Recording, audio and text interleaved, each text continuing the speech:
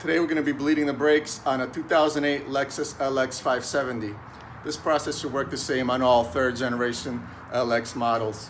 Your brake reservoir is located under the hood in the front right here. There's a sight window where you could read the markings on the reservoir at the max and the min line. Make sure you keep it topped up throughout the process. You don't want to run dry. Also make sure you keep that brake fluid from splashing anywhere it's highly corrosive. Here are the tools I'm going to be using for the job. Floor jack with a block of wood to jack the vehicle up. Tire iron. I'm also going to use a driver with a 22mm socket to help removing the lug nuts a little bit faster. You're going to need some kind of a mechanics tool set. I'll get into the actual tools later as I do the job. Gloves, and I'm going to use a syringe to withdraw the old brake fluid out of the reservoir. Next, I have a couple of torque wrenches, paper towels to clean up. Obviously, you're going to need your brake fluid, a bottle with a clear bit of hose that's going to attach on the nipples to bleed the brakes out. To make up this bleeding kit, all you really need is a clear bottle. This is an old water bottle, a length of clear hose. You'll drill a hole in the cap that's big enough for the hose. And then one other tip here is to prevent the tube from slipping out of the bottle would be to wrap a rubber band around on the inside of the bottle to prevent the hose from pulling out.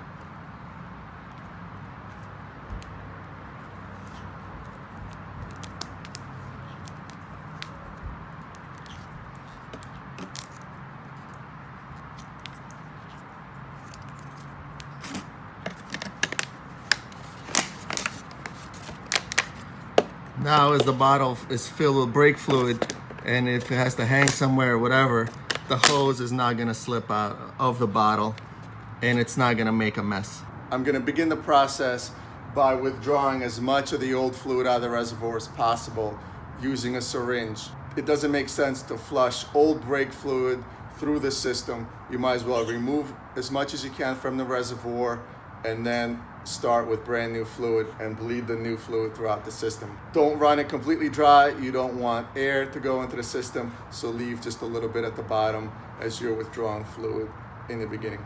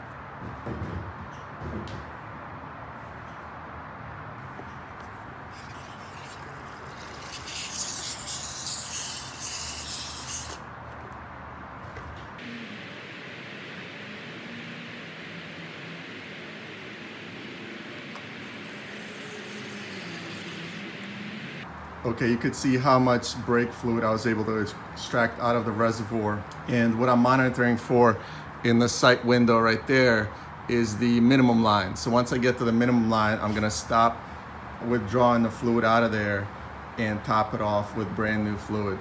I'm gonna dispose of that old fluid and free up my small bottle for bleeding by dumping it into another container.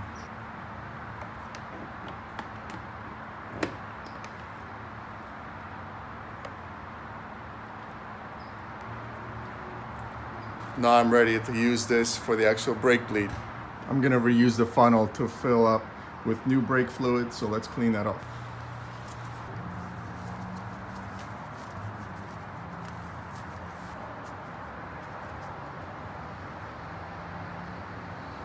Here's the brake fluid I'm using.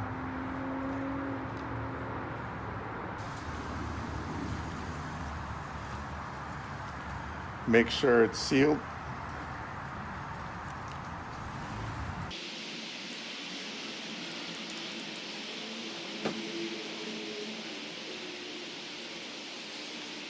That took more in the bottle, so I'm gonna add a little bit of a second bottle.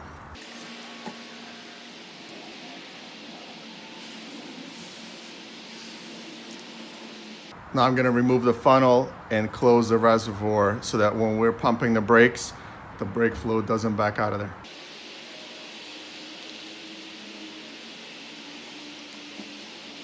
I'm doing this brake bleed along with a tire rotation so I could kill two birds with one stone. So I'm doing one side at a time. I'm removing both wheels and bleeding one side of the vehicle and then moving on to the other side. So I'm gonna go ahead and take off both wheels now. Make sure you're staying safe throughout the process. When you're jacking the vehicle, make sure you're jacking at the right point. Use jack stands and make sure you're blocking the opposite front wheel, prevent the vehicle from rolling.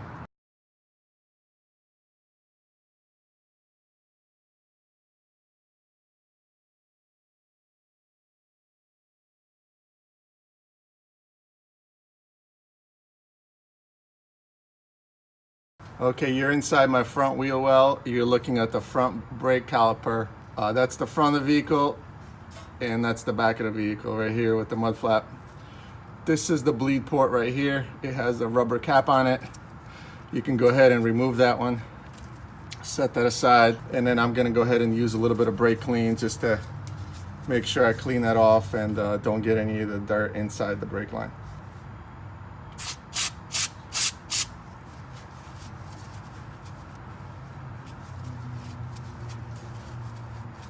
Now that that's clean, you could go ahead and get set up for bleeding.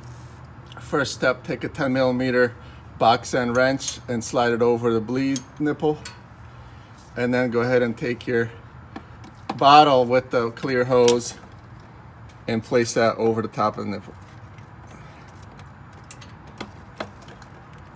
The process is very simple. First, you're gonna break the nipple loose without opening it.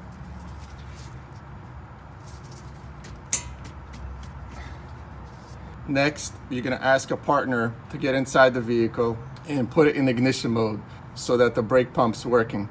They're gonna depress the brake pedal a couple of times and then hold it down. You will open the bleed screw and allow the brake fluid to escape. Then you will close the bleed screw, and only then will your partner release the brake pedal. And you're gonna repeat that as necessary until good clean brake fluid is coming out of here. Okay, my partner is inside the vehicle. The vehicle is supported by a jack as well as jack stands, so we're pretty safe. I'm gonna go ahead and tell her to put the car in ignition mode, which it is. Now I'm gonna tell her through the open window to go ahead and press. Release. And you could see the line here getting filled with brake fluid. Press.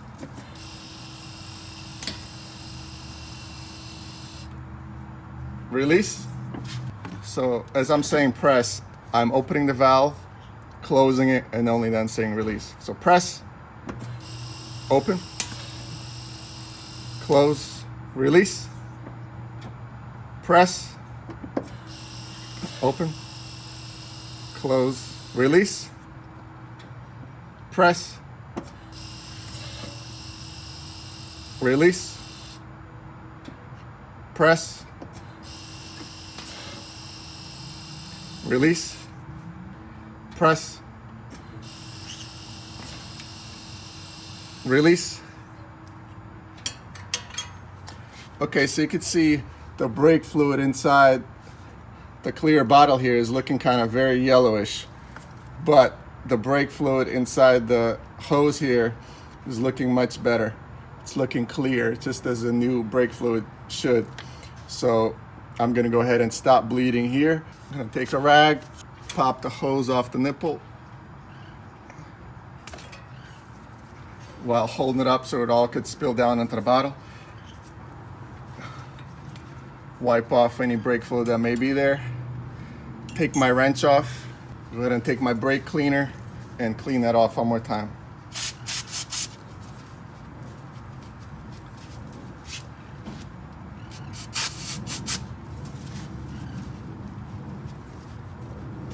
I'll take my torque wrench, and it's set to 8 Newton meters.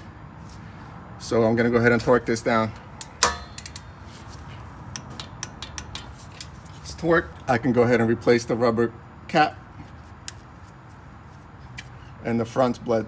As you're bleeding the brakes, it's very important to make sure that the reservoir stays full. You don't want to be sucking the air down through your brake system because you'll have to bleed all over again. So keep it topped up.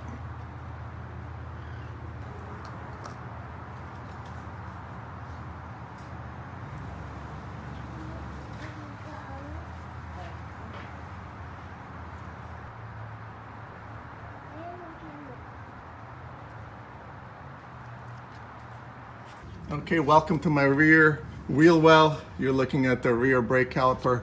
Here's the bleed port right here. There's a rubber cap on top of the port. So you can go ahead and remove that. Next, I'm gonna give it a few shots of brake cleaner so we don't get any dirt into the brake line.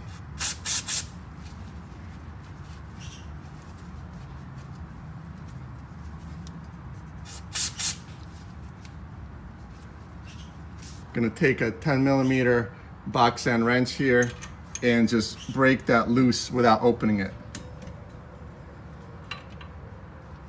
Gonna leave the wrench on there. Take my bleeding apparatus and slide the hose on top of the nipple.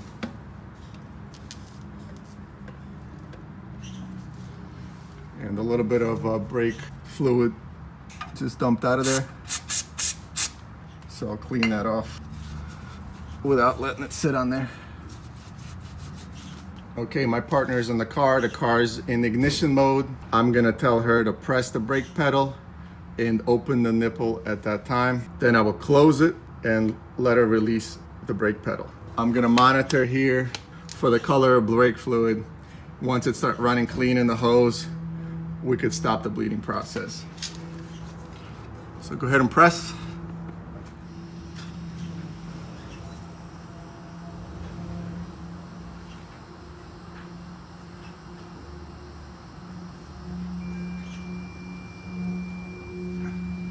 Release.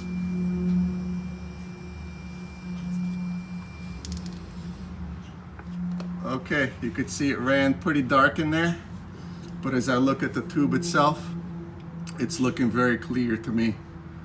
So just needed to bleed a little bit out of there. What you'll find is the first caliper that you do will be the dirtiest and it'll take the most to bleed. In my case, it was almost this whole bottle before the tube ran clear. But as you progress, things get faster and faster. Now we can tighten that up, grab our rag, pull the hose off, hold it up so everything drains into the bottle.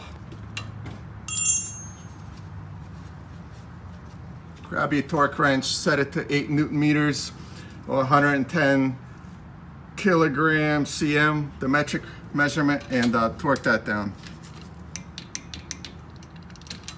Give it one more blast of brake cleaner.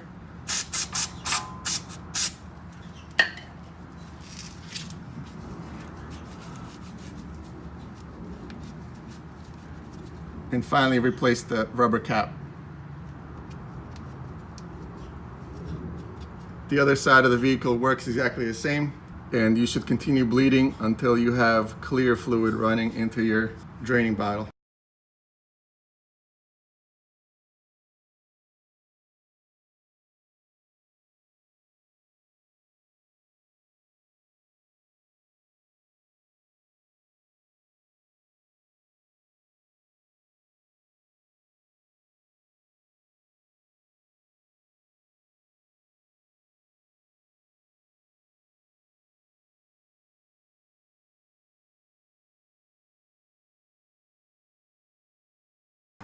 All right, your final checks are to properly torque your wheels, to make sure that in your sight window here, you are between the max and the minimum lines on your brake fluid.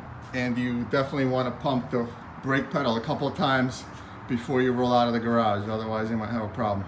Okay, let's get the tools out of the hood. Make sure you wipe up any spills, any drops around the reservoir, anywhere else.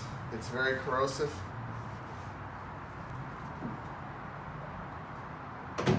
Now it's time for a test drive. All right, get somebody sacrifice their life to test your brakes. So start the car, don't take it out of park yet. Okay, hold the brake pedal, pump it a couple times. Okay, hold it and put it in drive. Okay, it seems to be holding the car. Go try a test drive.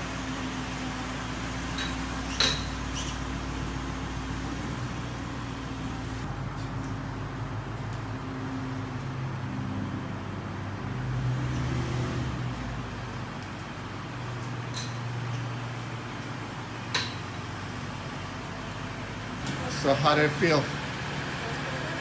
Firm pedal? All right.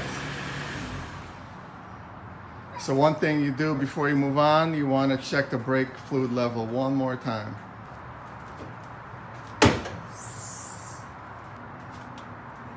Okay, it dropped ever so slightly, but I'm still well within correct measurements. Just a couple tips for you. Number one, get enough fluid. If you haven't bled the brakes in a while, you'll need probably 3 or 4 bottles. I had 3, I wish I had 4. 3 just was not as bled as I would have liked it to be. So I would probably go with 4. Tip number 2, make sure that you're torquing everything back to spec. Torque your bleed nipples to 8 Newton meters. Torque your lug nuts on your wheels. You don't want those coming off. Don't forget the rubber caps on the nipples. You want those things to remain clean. One more tip, with the rear wheels, when your partner presses the brake pedal, the pump will continue to run and brake fluid will continue to come out as long as you hold that nipple open.